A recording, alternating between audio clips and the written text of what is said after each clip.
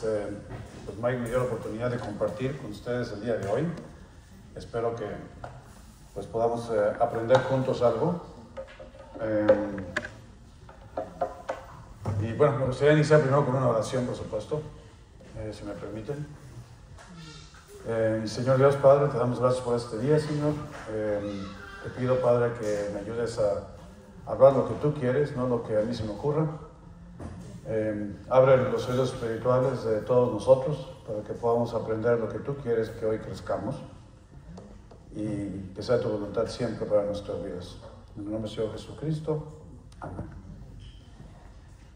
Y fíjense que es algo interesante porque cuando estaba yo preparando para esta plática, me di cuenta de que el pasaje que voy a leer hoy yo lo había interpretado de una manera diferente y aprendí algo nuevo. Y siempre me termina de sorprender que cada vez que leemos algo que creemos que ya lo hemos leído antes y que ya sabemos de qué se trata, resulta que Dios muestra algo que no había visto antes. Entonces ahí sí les recomiendo mucho, aunque sientan que ya han leído la Biblia mucho, síganla leyendo, porque siempre va a haber cosas nuevas ahí que Dios muestra del mismo pasaje. Y hoy vamos a estar hablando, ¿cuál es la página, Jackie? Ay, 1455, 1455, vamos a estar hablando, se buscan en sus Biblias, 1455 es Marcos 10, del versículo 17, ahí nos vamos a empezar a hablar. ¿Se acuerdan que estamos platicando acerca de las preguntas difíciles que le hacían a Jesús de repente? Y estamos reflexionando sobre eso. Y antes de leer esto, les quiero contar una anécdota rápidamente, que ahorita les voy a decir por qué la voy a contar y después les platico.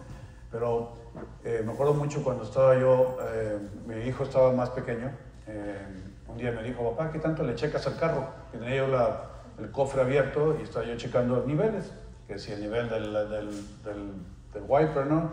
Que si el nivel del aceite, que si el nivel de los frenos, los diferentes niveles que se tienen que checar periódicamente, ¿no? Entonces dije, bueno, ven, te enseño qué es. Y le enseñé primero el del aceite, ¿no? Y luego curiosamente me dijo, oye, ¿y qué otros niveles tenemos que checar? Le digo, bueno, pues también está el de los frenos, también está el del agua para los parabrisas. Me dice, ¿y dónde está? Entonces de repente se me ocurrió y le dije, ¿dónde crees? Búscale.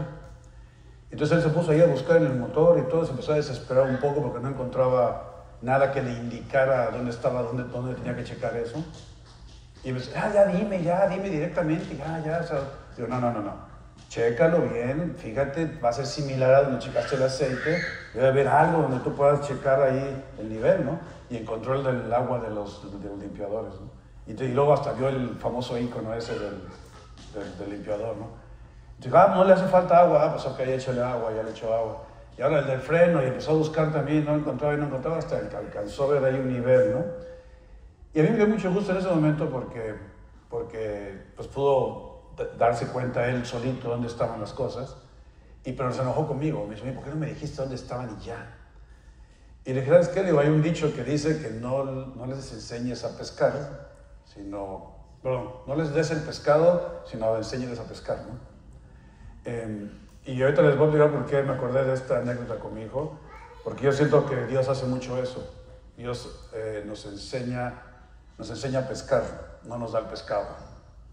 Y yo creo que esta reflexión el día de hoy va mucho por ahí. Y bueno, yendo a la página que estábamos hablando, yo tengo la versión Reina Valera, pero es un poquito diferente, pero es más o menos lo mismo. Y dice así, al salir él para seguir su camino, vino uno corriendo e hincando la rodilla delante de él, le preguntó, Maestro bueno, ¿qué haré para heredar la vida eterna? Aquí está la pregunta, ¿no? Esta es la primera pregunta. Y recuerden, cuando leamos la Biblia hay que irla masticando, ¿no? Hay que ir viendo todos los detallitos. Primero, a mí me llamó la atención, vino uno corriendo. O sea, ese cuate venía como con ganas, con prisa, y además se hincando la rodilla delante de él. O sea, estaba en una actitud correcta, se puso humilde ante Jesús y le preguntó, ¿qué haré para heredar la vida eterna? Y entonces Jesús le dijo, ¿por qué me llamas bueno? Ninguno hay bueno, sino solo uno, Dios. A mí me llama la atención una cosa.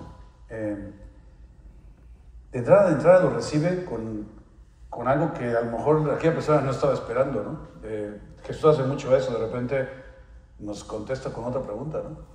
En lugar de decirnos la respuesta, de repente nos sale con una pregunta, ¿no? O sea, nos está tratando de enseñar a pescar, no nos da el pescado, ¿no? Y dice, los mandamientos sabes, no adulteres, no mates, no hurtes, no digas falso testimonio, no defraudes, honra a tu padre y a tu madre. Él entonces correspondiendo le dijo, maestro, todo esto lo he guardado desde mi juventud. O sea, ahora sí que me lo enseñaron mis papás desde que estaba yo chiquito, ¿no? Imagínense, en esta ciudad judía, pues todo se trataba de las escrituras, igual nosotros también, ¿no? De repente creces y tus papás te están enseñando cosas. Y entonces desde chiquito yo ya he estado guardando esto. Y a lo mejor era sincero. A lo mejor realmente este cuate estaba trabajando en cumplir los mandamientos, ¿no? Entonces Jesús mirándole le amó. Uy, caramba, me perdí. Y le dijo, una cosa te falta. Anda, vende todo lo que tienes y dalo a los pobres. Y tendrás tesoro en el cielo. Y ven, sígueme, tomando tu cruz.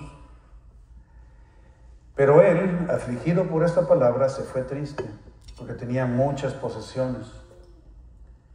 Entonces Jesús, mirando alrededor, dijo a sus discípulos, cuán difícilmente entrarán en el reino de Dios los que tienen riquezas.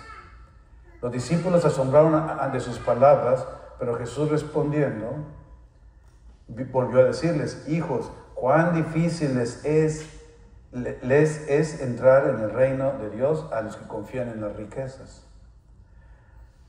Más fácil es pasar un camello por el ojo de una aguja que entrar un rico en el reino de Dios. Ellos se asombraron aún más, diciendo entre sí, ¿quién pues podrá ser salvo? Entonces Jesús mirándolos dijo, para los hombres es imposible, mas para Dios no, porque todas las cosas son posibles para Dios. Y si empezamos a masticar un poquito todo esto, me gustaría hacer algunas pequeñas aclaraciones, ¿no? Dice, le da los mandamientos, ¿no? Le dice, ok, ya sabes cuáles son los mandamientos. Si tú haces eso, y el otro dice, no, pues lo he estado haciendo desde que me enseñaron eso. Lo primero interesante de esa afirmación es algo que nosotros escuchamos continuamente en nuestra cultura, actualmente. Les voy a decir una cosa. ¿Cuántas veces hemos dicho, ay, no, pues yo sé, ay, él es buena onda, es muy buena persona? ¿Cuántas veces han dicho eso de alguien ustedes? ¿Va? Y a lo mejor han dado robando, a lo mejor han dado haciendo tonterías, pero es buena persona. O sea, ponemos mucho la parte de la moralidad y de las reglas en nuestro éxito espiritual. O sea, las obras. Ahora les hago una pregunta, de acuerdo a nuestras cosas que decimos cristianas, ¿las obras nos salvan o nos salva la fe? La fe. Entonces lo que estaba pasando aquí en este momento era que este judío estaba confiando en sus obras. Él básicamente dijo, bueno, todo eso lo he estado haciendo toda mi vida, soy buena persona. Y a lo mejor lo era, porque no nos dice la Biblia si este cuate era un mentiroso. Jesús tampoco se lo echa en cara, tampoco le dice si era mentiroso o no. Entonces no sabemos a ciencia cierta cómo era esta persona en realidad, pero tres pasajes diferentes en la Biblia nos habla que era alguien influyente, rico, muy conocido en la sociedad judía. Entonces era alguien que tenía su posición, ¿no? Y la gente lo conocía. Y nadie brinca por ahí diciendo mentiras, tú eres un... ¿no? No, o sea, pareciera que era una buena persona. Pero entonces Jesús empieza a mostrar eso, empieza a decir, hey, ¿estás seguro? ¿Estás seguro que por ahí va la cosa? Y entonces le dice lo que le falta. En otro libro, por aquí dice, una cosa te falta. En otro de los evangelios dice, ¿quieres ser perfecto? O sea, como que hay unas ciertas diferencias en cómo los apóstoles platican de esta situación que pasó con el joven rico. Pero al final le está diciendo, pues te falta algo. Y le dice, ve y vende todo lo que tienes, dáselo a los pobres, y ven y sígueme. ¿Y qué hace este cuate? Se entristece y se va. Ahora, esto es bien interesante. ¿Realmente Jesús quería que él se quedara sin nada? O sea, realmente esa era la parte importante. Ve y vende todo lo tuyo, dáselo a los pobres y entonces ya te salvó. No. Lo que estaba tratando de hacer Jesús ahí era mostrarle a él su corazón. De decirle, tú dices que estás siguiendo las reglas, o sea, no las reglas, sino los resultados de tu corazón. Los mandamientos no son reglas, son el resultado de amar a Dios. O sea, si yo amo a Dios y quiero estar con Él y quiero tener una relación con Él, pues seguro no voy a andar matando gente, seguro no voy a andar robando, seguro le voy a honrar a mi padre y a mi madre, seguro, ¿me entienden? Los mandatos, los mandamientos, aun cuando se presentan como mandamientos, son resultado de, no es al revés, no es porque los sigas entonces estás con Dios, más bien estoy con Dios y porque estoy con Dios entonces voy a tener ese efecto en mi vida de los mandamientos, los voy a cumplir. ¿Se dan cuenta cómo está el asunto? Siempre habíamos pensado en Dios como un conjunto de reglas. No matarás, no, o sea, todas las reglas. Y eso se vuelve religión. ¿Están de acuerdo? Entonces no estamos aquí para hacer una religión, estamos aquí para conocer de Dios, tener una relación personal con Él y entonces ser impactados en nuestra vida, en nuestro corazón, y entonces que ese amor entonces empieza a reflejar en nuestra vida, ¿no? Me gustaba mucho lo de la analogía del no des el pescado, sino enseña a pescar, porque típicamente yo soy un poquito impaciente. Si yo estoy aprendiendo algo nuevo, quiero que me digan, sí, ya dime de qué se trata. O sea, no me hagas pensar mucho, ¿no? O sea, mejor dímelo y ya luego lo reflexiono yo. Y a veces no funciona así, a veces tú tienes que hacerlo para que lo entiendas bien. Ya que lo hiciste tú, es que te vuelves más entendido de qué se trata. Estoy hablando del trabajo, ¿eh? Por ejemplo, no sé, arreglar un carro, pintar, limpiar, hacerle un flush al water heater en la casa, ¿no? Si no lo hace uno, pues por mucho que te expliquen cómo hacerlo, te cuesta trabajo si nomás llevas pura teoría, ¿no? Hasta que no lo haces y lo repites, es cuando se empieza a volver ya un conocimiento. Bueno, entonces, el lado interesante de toda esta parte es considerar que el joven era alguien rico, tenía una posición, era influyente, y cuando Jesús le dice, deja todo eso y sígueme, es cuando dice, no, espérate, no, eso ya no me gustó. Ahora, era sincero, era una buena persona, se entristeció. O sea, realmente quería estar con Jesús, pero en el momento, y le causó tristeza que Jesús le pidiera algo tan fuerte. ¿Me entienden? ¿Quién se siente identificado con el rico ahorita? Pues yo. Me imagino que ustedes también. O sea, nos sentimos lo suficientemente buenos. Yo no soy una mala persona, la verdad. Pero si de alguna manera Dios me pediría que yo dejara algo que yo valoro mucho, ay carambas. Ahí es donde vendría mi prueba real de decir, ¿estoy con Él o no estoy con Él? ¿No? O sea, hemos dedicado mucho esfuerzo en habernos venido acá a México, a Estados Unidos, por ejemplo, ¿no? Y nos encantaría retirarnos aquí vivir el resto de nuestras vidas. Pero imagínense que de repente Dios me mostrara y me dijera, no, te regresas y quiero que hables de mí allá. Ay carambas, estoy dispuesto a decir, ok, dejo todo lo que estuve trabajando para irme a vivir de nuevo allá. No sé si, no me está pidiendo eso a mí, pero es un ejemplo, ¿me explico? Y si me lo llega a pedir, bueno, tendré que pensarlo y tendré que saber si me entristezco y me alejo o si le hago caso, ¿no? Pero mi punto al final es, todos tenemos una situación como la del rico, en donde ponemos toda nuestra seguridad y nuestra tranquilidad. Para unos es la familia, ¿Se acuerdan que hay una parte en la que Jesús les dice, le dice un tipo, sígueme, y le dice un tipo, espérame, nada, tengo que ir a enterrar a mi papá que se murió. Le dice, no, deja que los muertos entierren a sus muertos y tú sígueme. Y dices tú, ay caramba, qué respuesta tan fuerte le dio Jesús a esta persona, ¿no? Entonces, deja que los muertos entierren a sus muertos. ¿Qué significa eso? Pues si no me conocen a mí, están muertos. Tú tienes la oportunidad de seguirme a mí, de estar vivo. Y aún así el cuate decía, espérame, déjame ir a enterrar a mi papá. Y al final, estoy seguro que ir a sepultar a tu padre no tendría nada de malo. Seguro Jesús lo que estaba haciéndole ver era, le está dando más valor a todo eso que al asunto de venir y estar en el tema del reino, ¿no? ¿Me explico? Porque ahí suena a veces difícil, suena como duro. Cuando Jesús dice algo así, dices, ay caramba, ¿por qué le dijo semejante cosa? Nomás le está pidiendo que quiere enterrar a su papá. ¿Quién no le gustaría enterrar a su papá si se murió? O sea, todos. Suena mal, ¿no? Pero el tema es que está mostrando corazón. A esa persona seguro le estaba mostrando que le estaba dando mucho más valor a su familia que a cualquier posibilidad de estar en el reino. Bueno, el punto es, en la parte del corazón,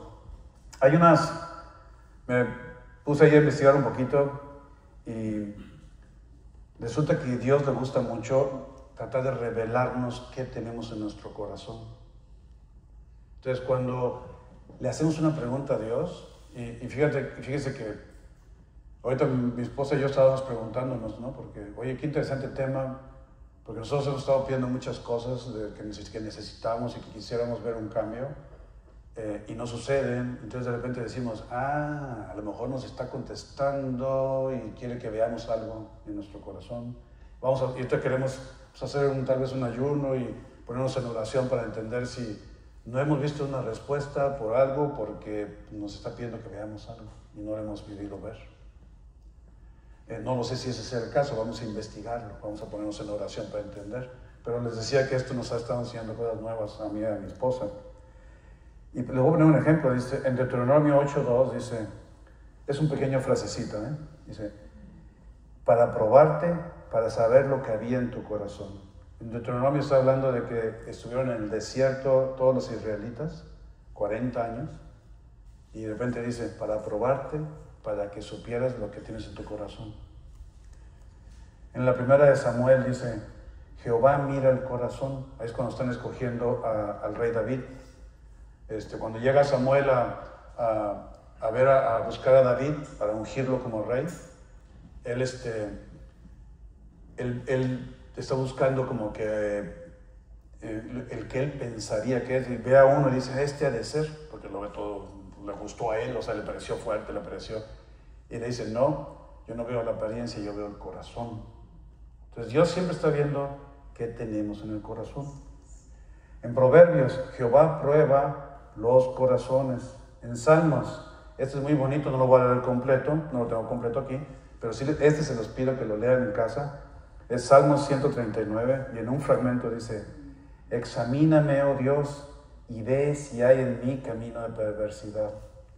O sea, ahí mismo Daniel, salmista, le está pidiendo a Dios, Señor, si yo no me estoy dando cuenta qué tengo en mi corazón, ayúdame a verlo. O sea, saber qué tenemos en nuestro corazón es muy, muy importante. Jeremías, yo Jehová escudriño el corazón para dar a cada uno según su camino. Éxodo 20:20, Dios vino para probarnos. Mateo, este pueblo de labios me honra, mas su corazón lejos está de mí. Hebreos, la palabra discierne los pensamientos y las intenciones del corazón. En Lucas, donde está vuestro tesoro, allí estará vuestro corazón. Fíjense, donde está su tesoro, estará su corazón. Juan, ¿a quién iremos? Solo tú tienes palabra de vida eterna. O sea, el tema aquí importante... Uy, yo le pegué al micrófono. La parte del corazón es bien importante. Y recuerden, el corazón es como que nuestro ser, ¿no? Lo que yo pienso, lo que yo deseo, a lo que yo valoro, es mi corazón, ese soy yo. Por eso dice, si yo le doy mucho valor a las riquezas, pues mi corazón tiene un tesoro en las riquezas. Ese soy yo. Cuando hablamos del corazón, estamos hablando de yo, mi persona.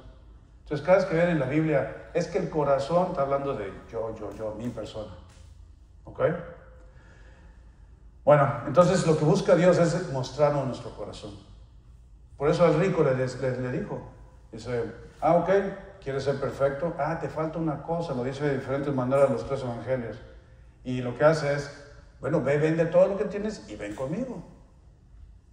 Empiezan a ver ahí la diferencia.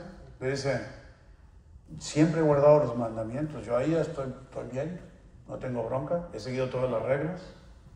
Y sin embargo, Jesús le muestra con lo que le dice al siguiente, pues tal vez no es cierto, compadre. A ver, pruébamelo. Ve y vende todo, lo que tú valoras, lo que está en tu corazón, y ahora sí me sigues. O sea, por mí, deja todo y ven. Y no quiso. Le platicaba yo a Mike que tengo un amigo allá en Veracruz, pues lógicamente no voy a decir nombres, pero tengo un amigo que está casado y su esposa se enfermó de cáncer de mama, de pecho, ¿no? Y bueno, se asustaron mucho porque lógicamente es algo grave, pero ella empezó con su tratamiento. Y bueno, ya saben, se le cayó todo el pelo, todo este asunto y en el proceso los invitaron a estudios bíblicos. Y empezaron a ir. Y de repente nosotros fuimos a visitar a la ciudad y nos reunimos con ellos para saludarlos. Y de repente empecé a notar su lenguaje y estaba hablando un lenguaje cristiano. Estaba hablando de fe y hablando de ciertas citas bíblicas. Y dije, oye, digo, así no hablabas tú antes, estás aprendiendo, sí, estoy yendo a unos estudios bíblicos y pues nos está ayudando mucho con el reto que traemos con mi esposa. Oye, nosotros nos alegramos mucho, qué bueno, bendito sea Dios, qué bien. Y bueno, ya pasó, ¿no? Entonces siguió con el tratamiento, fue algo medio largo, pasó un año más y seguía en tratamiento todavía. Nosotros más o menos le seguimos por teléfono un poco, después supimos que fue exitoso el tratamiento, la muchacha, luego la esposa de él se sanó, afortunadamente, y nosotros de repente volvimos a visitar, como en un lapso de 2 años. Pero cuando llegamos, y mientras mantuve cierta comunicación con él, no periódica, pero más o menos, y su lenguaje cristiano continuaba, ¿no? Sin embargo, cuando fuimos la segunda vez, llegamos y estábamos en una reunión, y entonces cambió su forma de hablar, y incluso hasta se me andaba medio burlando un poco de mí, y qué cosas así, y yo decía, interesante. Y ya cuando la agarra sola le dije, oye, ¿qué pasó? Porque antes estabas hablando, tenías un lenguaje de fe, un lenguaje bíblico, digamos, y ahorita ya te veo como más... Me dice, bueno, Chete, te voy a ser sincero, dice, conocimos, nos gustó mucho, pero ya me di cuenta de una cosa y eso no me gustó. Le digo, ¿qué pasó?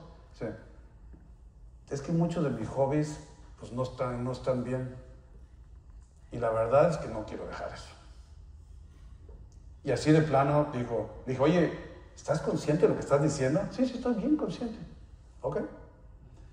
Y lo dejó. Ya no anda otra vez, ya no estudia. Dios quiera que al rato regrese, pero mientras él decidió, no, pues es que me gusta más esto que lo tengo que dejar si sigo a Jesús. Y no quiso. ¿Y qué creen que le pasó? Nada, ahí sigue. O sea, Dios respeta, si no queremos seguirlo. Así como al rico se entristeció y se fue. No sabemos si este rico regresó. No está en la Biblia si regresó, si se arrepintió y dijo, o a lo mejor fue y vendió todo y regresó todo triste, y si ya cambió, no sabemos, no está escrito. Nos quedó nada más la situación en la que él se entristeció y dijo, mejor no, y se fue, ¿no? Entonces está muy interesante esa parte, y parte también del asunto es la falsa esperanza, ¿no? ¿En qué estaba poniendo su fe el rico? En las obras. En que si yo soy buena persona, entonces no tengo bronca. ¿Me explico? Entonces uno podría ser buena persona toda la vida y no estar salvo. Tú estás haciendo que sí. ¿Por qué? Porque uno no está siguiendo la palabra de Dios. Pero no estamos aceptando a Jesús, ¿verdad? Entonces tú puedes hacer todas las reglas, pero no estás realmente siguiendo al Salvador. Entonces el punto es, cuando uno sigue todas las reglas, qué bueno, vas a tener una vida bien, vas a ser respetado, mucha gente va a decir que eres buena persona, no hay problema. El tema es que no estamos con Jesús.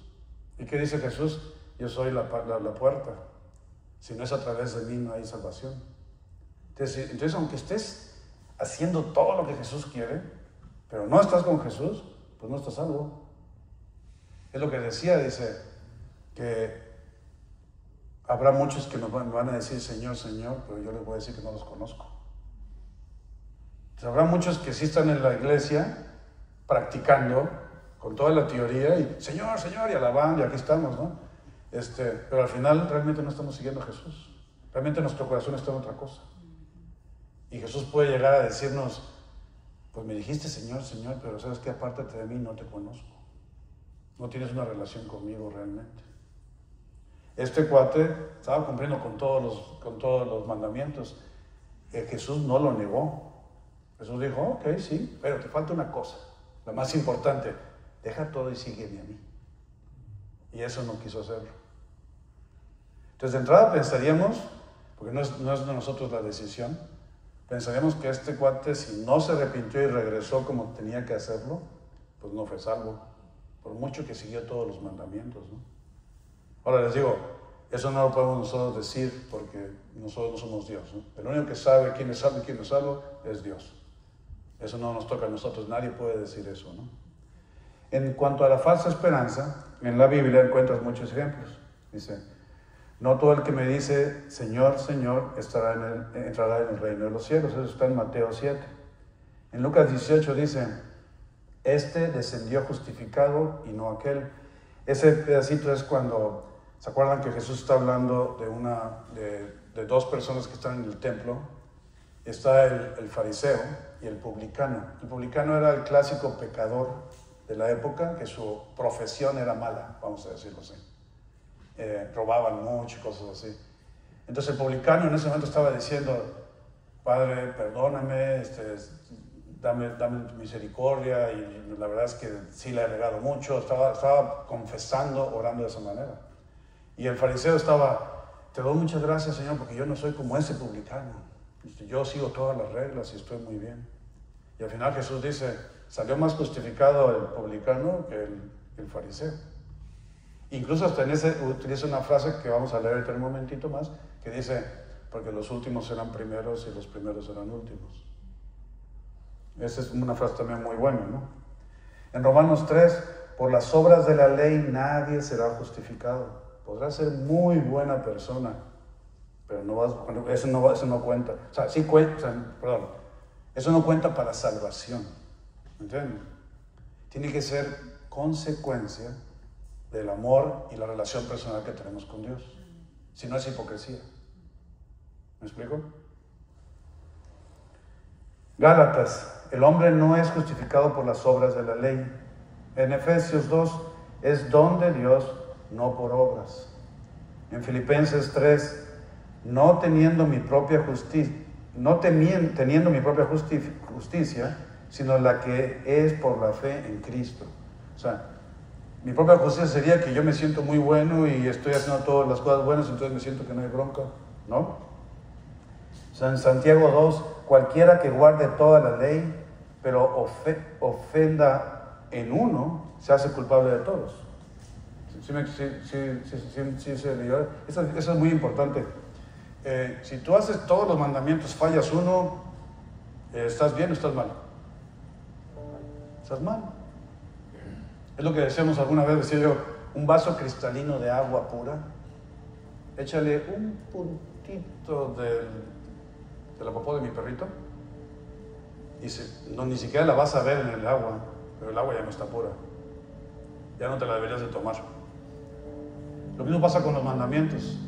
Podemos estar haciendo todos los mandamientos, pero con uno que no hagas, ya no estás bien. Por eso las obras no nos justifican, nos justifica la fe. Dice, toda esta historia apunta precisamente al corazón. Vamos a leer un poquito de lo que sigue después de eso y dice, Ellos, asombrados aún más, diciendo entre sí, pues ¿quién podrá ser salvo? Porque hablaba de que los ricos va a ser muy difícil, de que es más fácil meter un camello por la aguja, por el, ¿qué es? Por el ojo de una aguja. Muchas veces eso siempre nos ha sacado de onda, ¿no? O sea, pues lógicamente es imposible meter un camello en una aguja. Bueno, ese no es lo que Jesús estaba diciendo. La aguja es la puerta que hay en un castillo. Entonces imagínense este portonzote grandote, tipo para un tráiler así de grandote. Así eran los castillos en aquel tiempo.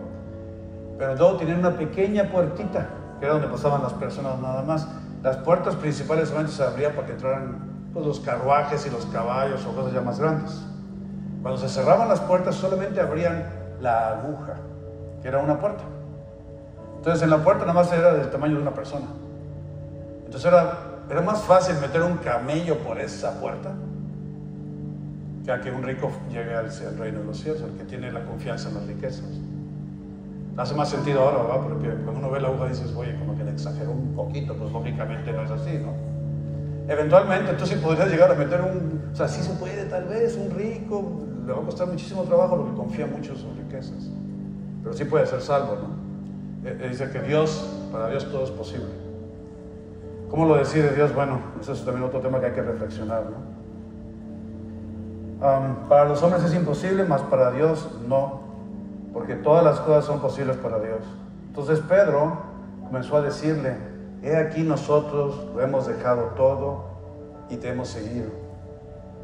Respondió Jesús y dijo, de cierto os digo que no hay ninguno que haya dejado casa, o hermanos, o hermanas, o padre, o madre, o mujer, o hijos, o tierras, por causa de mí y del Evangelio, que no reciba 100 veces más, ahora en este tiempo, casas, hermanos, hermanas, madres, hijos, tierras, con persecuciones, y en el siglo venidero la vida eterna. Fíjense cómo es sincero Jesús, ¿no? Dice, si tú dejas todo esto, vas a tener mucho más en hermanos. Todos ustedes son nuestros hermanos ahorita. Mi familia es de 12, ahorita digo cada vez más como 30, ¿no? O sea, si dejo hermanos para estar aquí con ustedes, tengo a todos ustedes como hermanos ahora. Entonces, la palabra de Jesús dice, con persecuciones. Seguir a Jesús no es fácil, puede haber situaciones, porque lo que sucede es que con las situaciones es que nuestro corazón se revela, y con eso crecemos, y con eso hay vida eterna.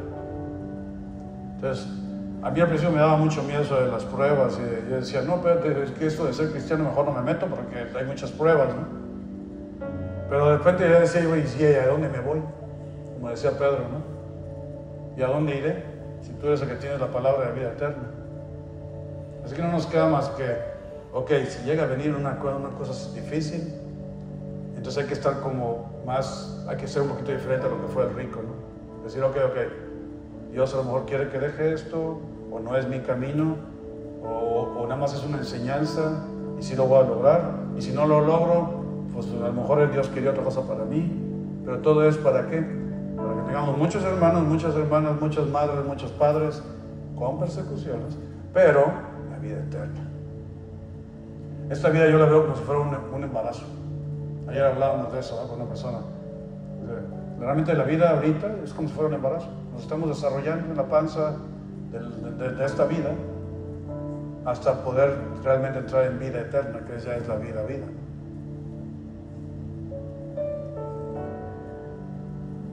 Y dice Jesús,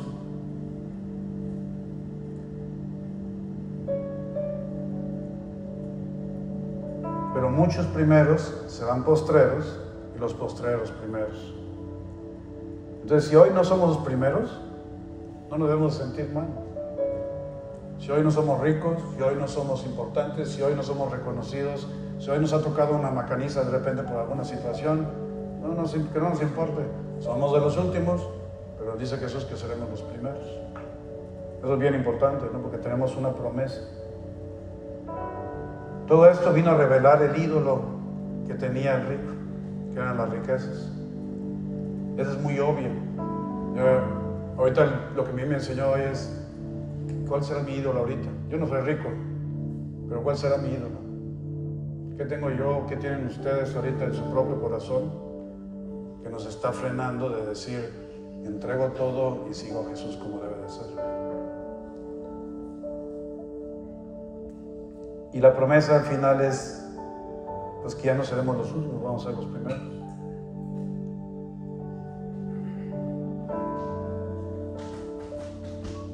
Y creo que con eso terminamos el día de hoy.